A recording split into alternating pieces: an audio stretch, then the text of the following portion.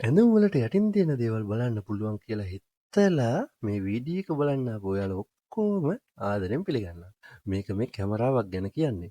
මේ කැමරාව 1998 දී සෝනි සමාගමෙන් හදපු කැමරාවක්. මේ කැමරාවේ තියෙන විශේෂත්වය තමයි මේ කැමරාවේ තියෙනවා නයිට් විෂන් පහසුකම. ඒ කියන්නේ මේ කැමරාවෙන් පුළුවන් රාත්‍රී කාලයේදී පැහැදිලි ෆොටෝ ගන්න. එහෙම හිතලා තමයි මේ සෝනි සමාගම මේ කැමරාව හැදුවේ. ඒත් එයාලට පොඩ්ඩක් වැරදුනා.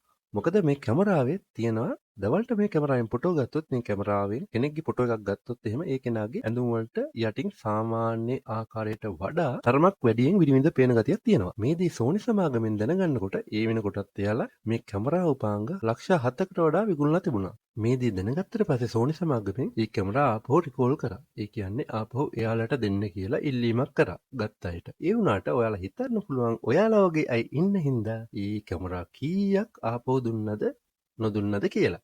මොකද මේ කැමරාව ඒ කාලේ වෙනකොට ඒ කාලේ තිබ්බ තාක්ෂණය අනුව බලනකොට 1998 වගේ කාලෙකදී කෙනෙකුට හිතා ගන්න බැරි තාක්ෂණයක් මේ කැමරාවේ තිබුණේ. ඒක ඇත්තටම සෝනි සමාගමට උන අත්තරදීමක් කියලා අපිට කියන්න පුළුවන්. ඒ වගේම මේ නවීන කාලයේ මේ කැමරාවට සමාන කැමරා තියෙනවා. OnePlus සමාගමෙන් නිකුත් කරපු OnePlus 8 Pro ෆෝන් එකටත් මේ හා සමානව night vision පහසුකමක් තියෙනවා. ඒ ෆෝන් එකකිනුත් මේ විදිහටම සමාන ෆොටෝ ගන්න පුළුවන්. ඒ වුණාට මගේ පුද්ගලික මතය තමයි හැම කෙනාටම පුද්ගලිකත්වයක් තියෙන්න ඕන.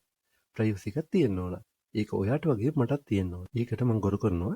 ඒ වගේම මම හිතනවා මේ වගේ උපාංගයක් මේ වගේ දෙයකට යොදා ගන්න එක එච්චර සදාචාරාත්මක නැහැ කියලා. ඔයාලට හිතෙන්නේ කොහොමද කියලා යටින් කමෙන්ට් කරන්න. ඒ වගේම මේක ඔයාලගේ යාළුවන්ටත් බලන්න ෂෙයා කරන්න.